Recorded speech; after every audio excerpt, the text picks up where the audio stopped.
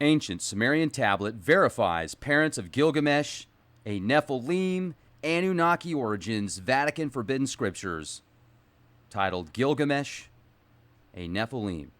Captures the great demon, Huwawa, and obtains the sacred six great terrors. Now, titled on the Sumerian tablet itself, it's Gilgamesh and Huwawa. You can read about this via Oxford University's website. You can see the credits there on the left. Give credit where credit is due. These Oxford translators do an incredible job putting this together for us to see. Now, what I did is I went through the tablet a couple times and underlined what I felt was the most relevant and fascinating at the same time. So I'll go ahead and read through most of this for you guys now. How the heck are you, Rex Bear Leak Project? It is a beautiful day out here in San Antonio. This podcast is brought to you by the new Tiger Stream 4K high definition king of streaming media boxes. Would you like to cut your cable or satellite bill today? And would you like to have access to real customer service? How would you like to surf the web on your big screen? Or listen to nanu, nanu, nanu, nanu on 5 or 6 speakers, surround sound, subwoofers, play Android games on the entertainment system? Well, I'll tell you what, check this thing out. Tiger Stream, the creme de la creme, the top of the line. Okay, now let's get back to Gilgamesh and Huwawa. So it starts off, the very first paragraph.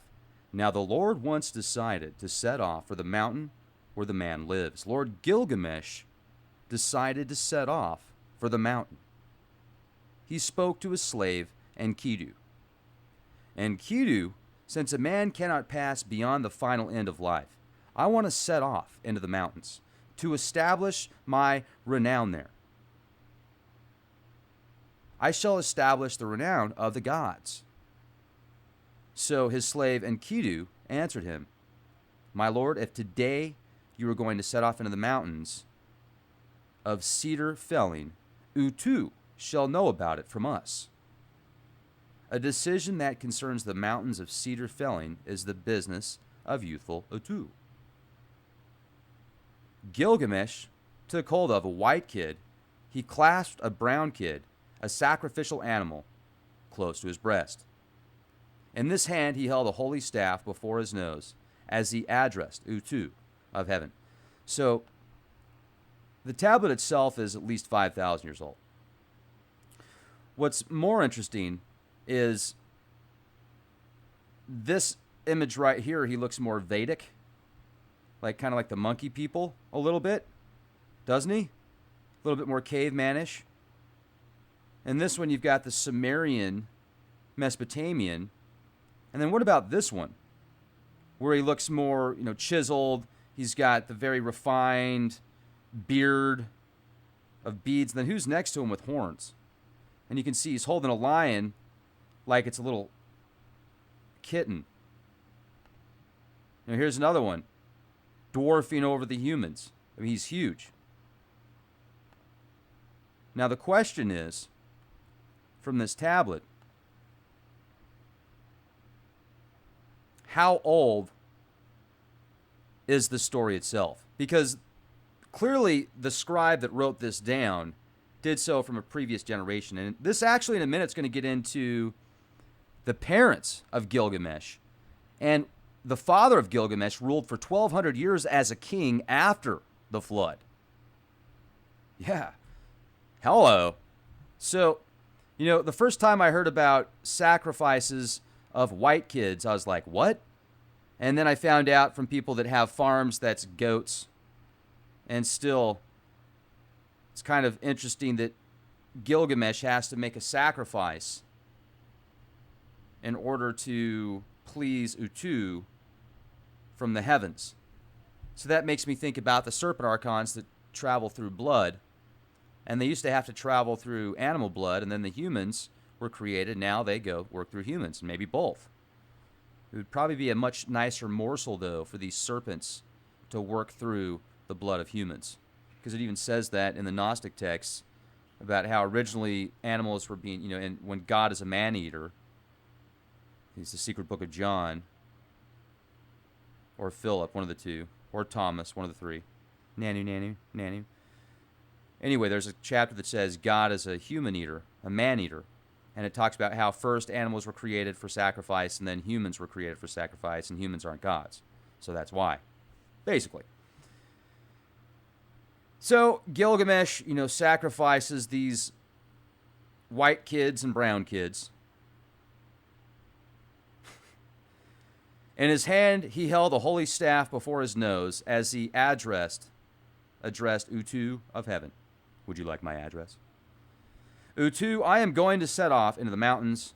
May you be my helper. I am going to set off into the mountains of cedar felling. May you be my helper.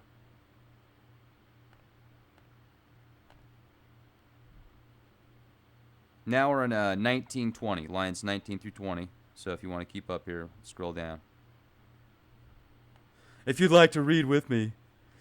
From heaven Utu replied to him, Young man, you are noble already in your own right. But what would you want with the mountains? So Utu is replying to him from heaven. So does that mean it's from the astral realms, or he's actually responding to him from space? Or, is there a space station and he's responding to him from a space station? Utu, I have something to say to you. A word in your ear. I greet you. This is Gilgamesh speaking with Utu.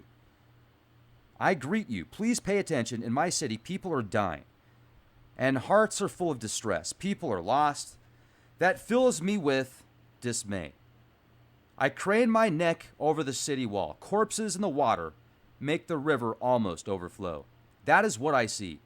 That will happen to me too. That is the way things go. No one is tall enough to reach heaven. No one can reach wide enough to stretch over the mountains.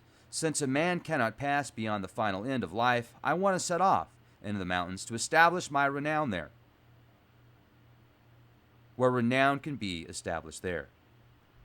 I shall establish the renown of the gods. So he wants to become a god. He's making sacrifices to Utu, Enkidu, his servant, his slave,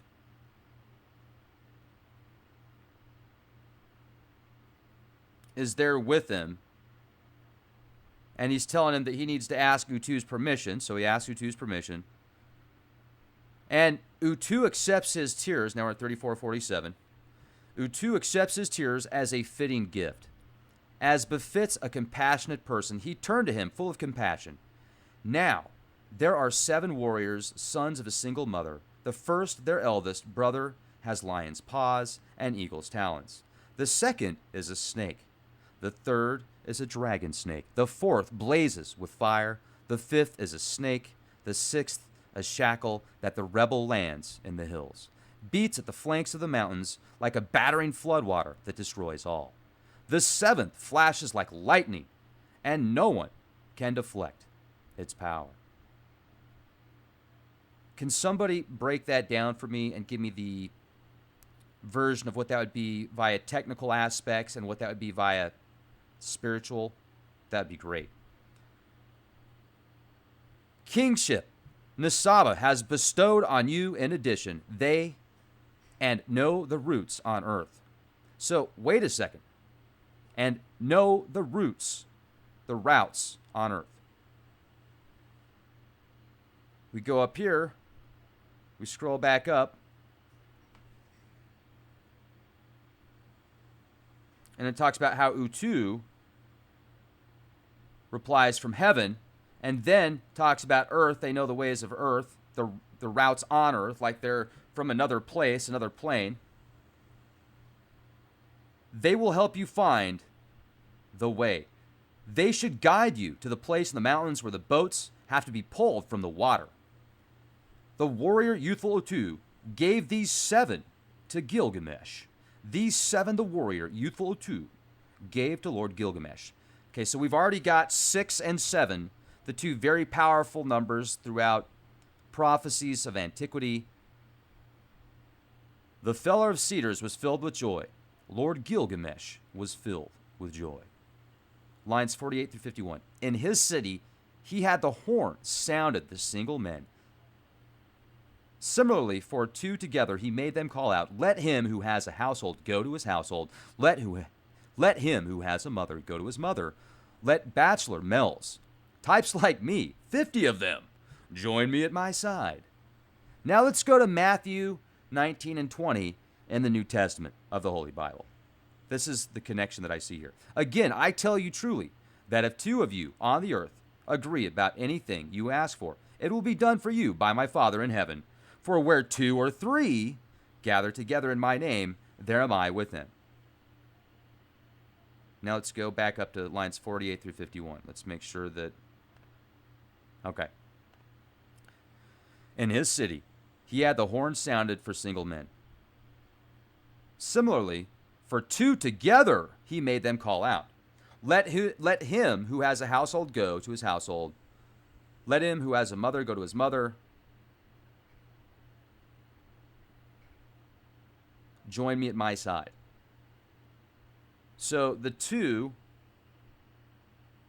calling out at the same time, for some reason I just had the connection with Matthew there. Now let's get into 52:60. Whoever has a household went to his household. Whoever had a mother went to his mother. Bachelor males, types like him, there were 50, joined him at his side. He made his way to the blacksmiths and had them cast weapons and axes, the strength of warriors. Then he made his way to the deeply shaded plantations where he had ebony trees felled, holub trees, apricot trees, and box trees. He, to his fellow citizens who were going with him, warriors, sons of a single mother. The first, their eldest brother, has lion's paws and eagle's claws. They will guide him to the place in the mountains where the boats have to be pulled from the water.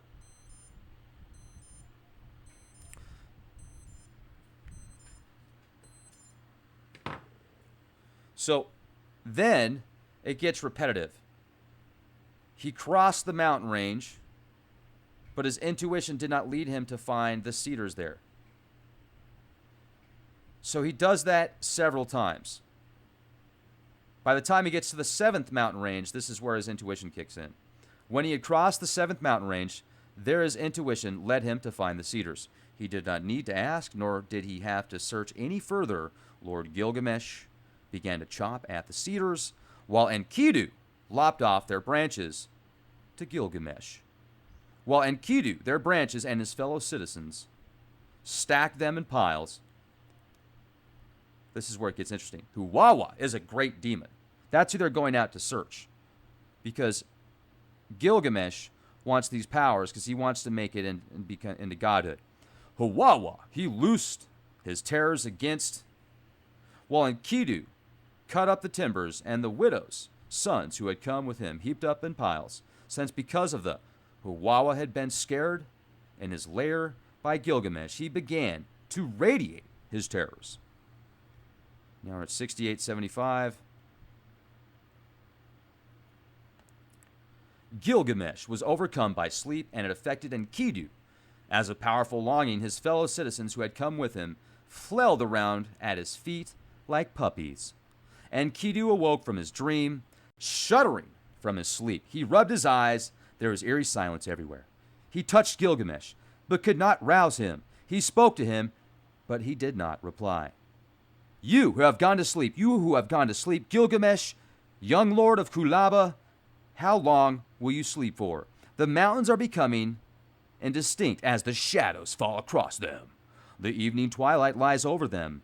Proudu too has already gone to the bosom of his mother, Ningal.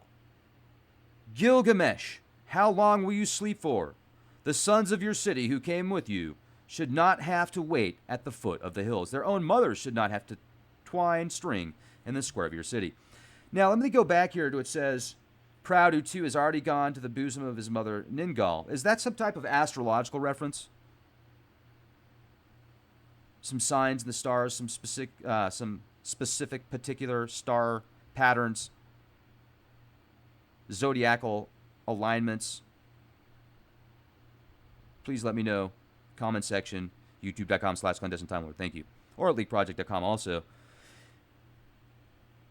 He thrust that into his right ear. He covered him with his aggressive words as if it was with a cloth. This gets interesting here.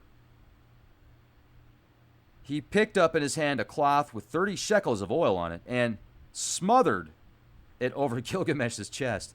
Wow, that's an interesting wake-up call. Gilgamesh, I'm rubbing your chest with oil. Wake up, buddy. I'm your manservant. Gilgamesh. Anyway, this is kind of strange, right? Then Gilgamesh stood up like a bull on the great earth, bending his neck downward. He yelled at him, by the life of my by the life of my own mother, Ninsumun, and of my father, holy Lugabanda, am I to become again as if I were slumbering still on the lap of my own mother, Ninsumun. Now, what's interesting about that is I did some research, and his father was post-flood.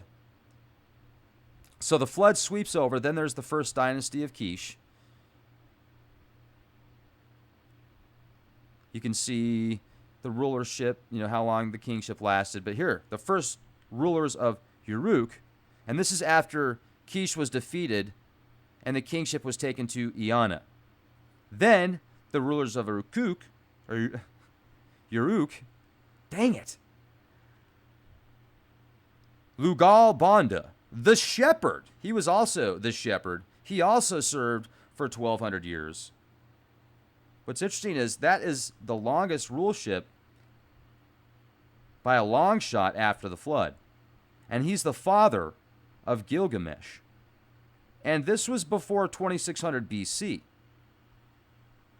So this is at least 4,600 years old, which means that he was ruling at approximately 6,000 BC.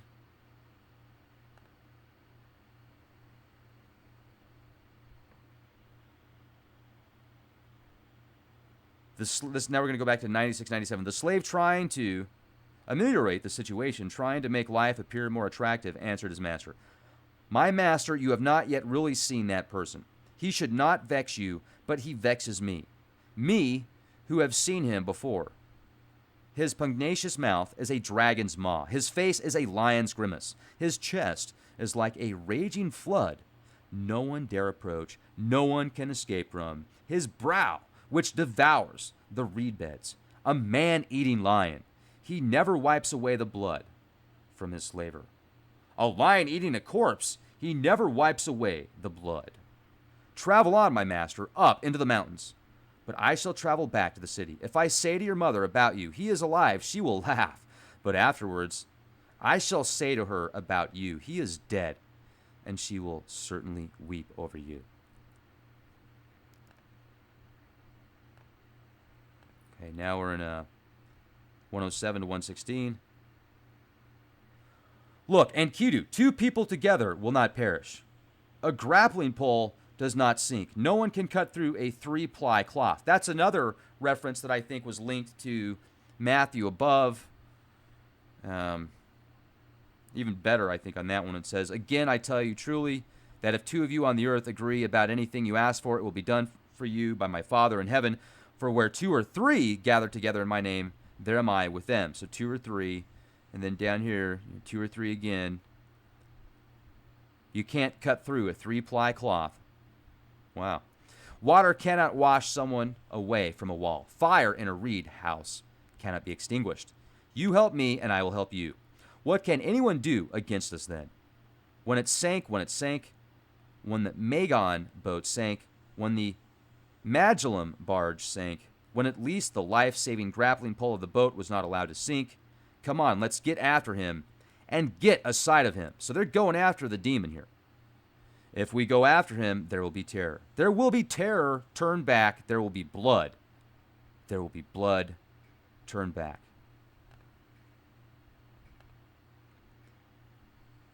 Whatever you may think, come on, let's go after him.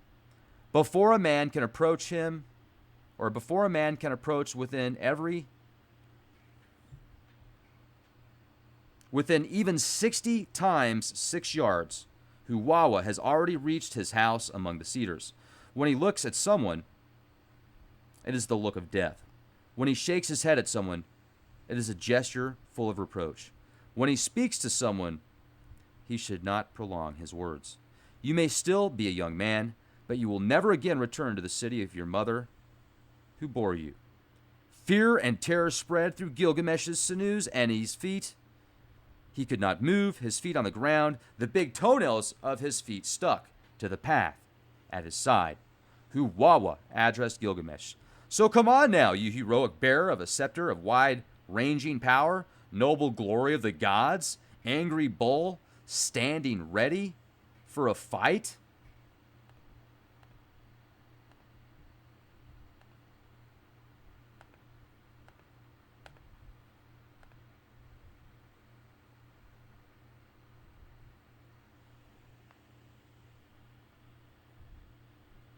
Your mother knew well how to bear sons, and your nurse knew well how to nurse children.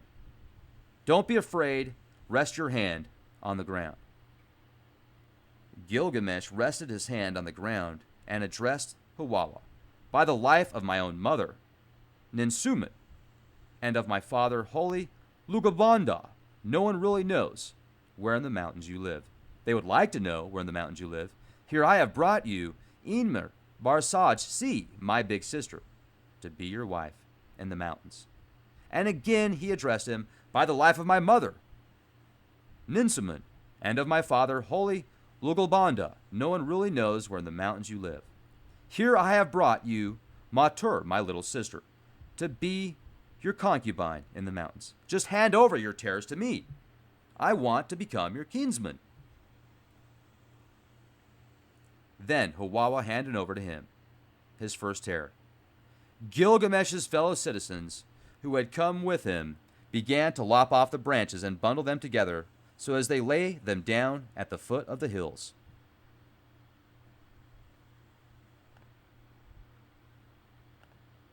And again he addressed him, by the life of my mother, Ninsumun, and of my holy father, Lugalbanda, no one really knows where in the mountains you live. Just hand over your terrors to me. I want to become your kinsman. Then Huwawa handed over to him his second terror. And a third time he addressed him. Here I have brought to the mountains for you some Esau flour, the food of the gods, and a water skin of cool water. Couldn't I get close to you and your family? Just hand over your terrors to me. I want to become your kinsman. Then Huwawa handed over to him his third terror. And a fourth time he addressed him. Here I have brought to you some big shoes for big feet. You know what they say about big feet, right? You need big shoes. Hello! Then Huwawa handed over to him his fourth terror. And a fifth time he addressed him. Here I have brought to the mountains for you some tiny shoes for your tiny feet. You know what they say about tiny feet, right? Tiny shoes, ding dong! Then Huwawa handed over to him his fifth terror. And a sixth time he addressed him. Here I have brought you rock, crystal, nearstone, and lapis lazuli from the mountains. Then Huwawa handed over to him his sixth terror.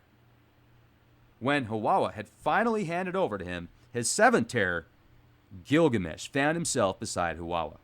He went up to him gradually from behind, as one does with a snake.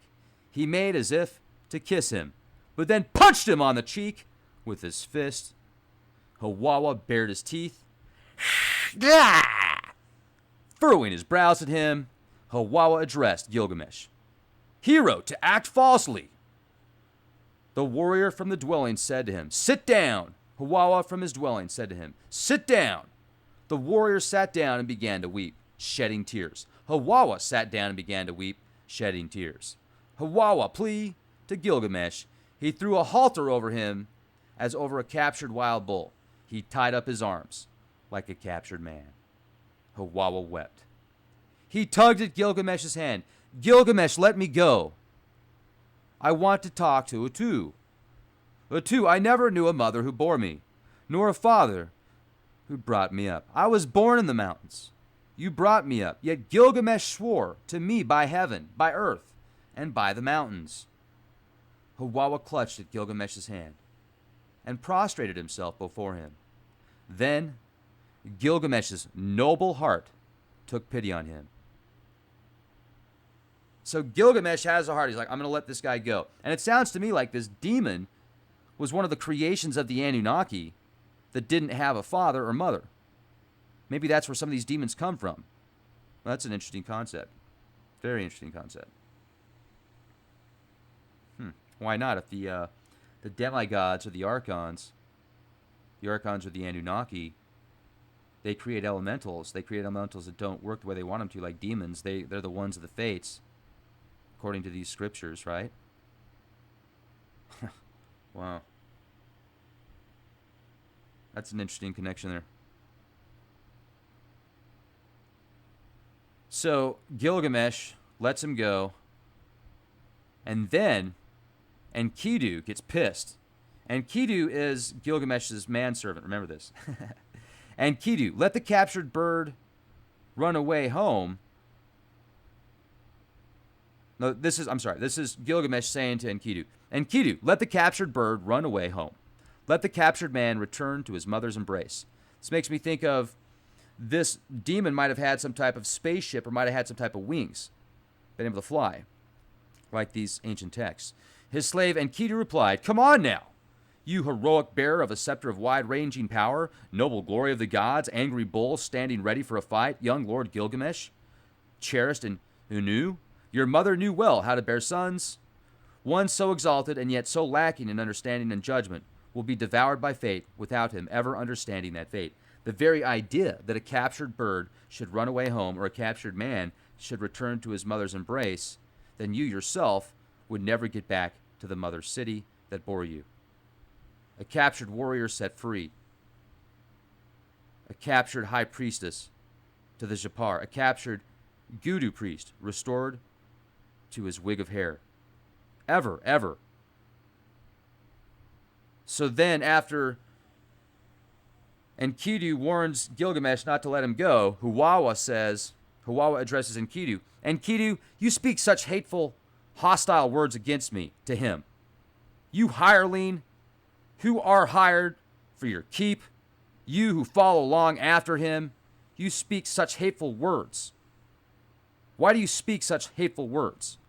So he's like, that wasn't a good idea because Enkidu gets pissed. As Huwawa spoke thus to him, Enkidu, full of rage and anger, cut his throat. He chuckled. They put his head in a leather bag. Then they entered before Enlil. After they had kissed the ground before Enlil, they threw the leather bag down, tipped out his head, and placed it before Enlil. When Enlil saw the head of Huwawa, he spoke angrily to Gilgamesh. They brought it before Enlil and Ninlil. When Enlil approached, went out the window, and Ninlil went out when Enlil with Ninlil had returned.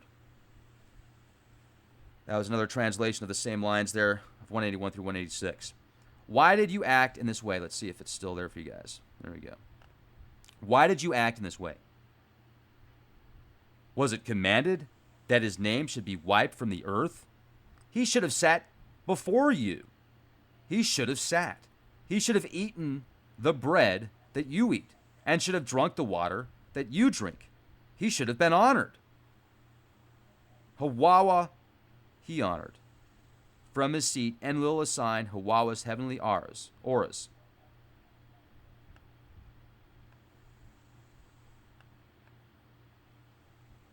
And then it gets a little confusing according to the tradition for lines 193 through 199. So they give his heavenly auras. He gave Huwawa's first aura to the fields, his second aura to the rivers, his third to the reed beds. He gave his fourth aura to the lions, his fifth to the palace, debt slaves, his sixth to the forests or hills, and his seventh aura to Nungal, the goddess of prisoners.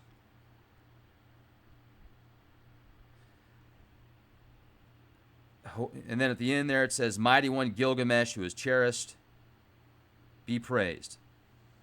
Enkidu be praised. Nisaba be praised. Huwawa, cherished. Enkidu be praised. Now, I find that interesting because the fact that Enkidu gets so pissed off that he does that is a little bit, that's like jealousy in my opinion. Gilgamesh was having compassion, and his servant loses it. I'd like to know more about these horns as well next to Gilgamesh, who that's supposed to be. But once again, his father, Lugal Banda, post-Diluvian period of the Sumerian kings list, the second king of Uruk, ruled for 1,200 years. Then, his mother, Ninsumun, the divine mother of legendary King Gilgamesh,